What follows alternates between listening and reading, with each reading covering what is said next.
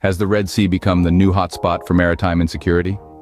Just recently, a missile launched by Yemen's Houthi rebels struck a Norwegian-flagged oil tanker.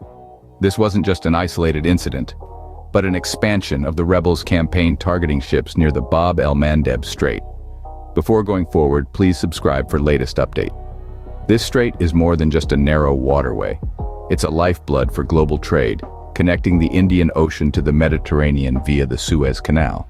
It's a crucial maritime choke point through which nearly 10% of all sea-traded oil passes. The rebels' attack is a wake-up call. It's a potential threat not just to the Norwegian-flagged tanker, but to all cargo and energy shipments passing through this strategic waterway. The Houthis' increasing audacity in their attacks is a cause for concern for the global community. The Red Sea, once a bustling maritime highway, now teeters on the brink of becoming a battleground. What makes the Houthis' maritime campaign a global concern? The Houthis, Yemen's rebel group, have been escalating their attacks on vessels traversing the strategic Red Sea. Their campaign has seen them boldly threatening to strike any ship heading to or from Israel. This audacious stance has been backed by action. Just recently, they seized a vehicle transport ship with links to Israel. A container ship owned by an Israeli billionaire also fell prey to their aggressive tactics. These repeated attacks are not random acts of piracy. They are calculated actions intended to disrupt global shipping routes and exert pressure on their adversaries. The Bab el-Mandeb Strait, a crucial maritime choke point near where these attacks occur, sees nearly 10% of all sea-traded oil pass through it.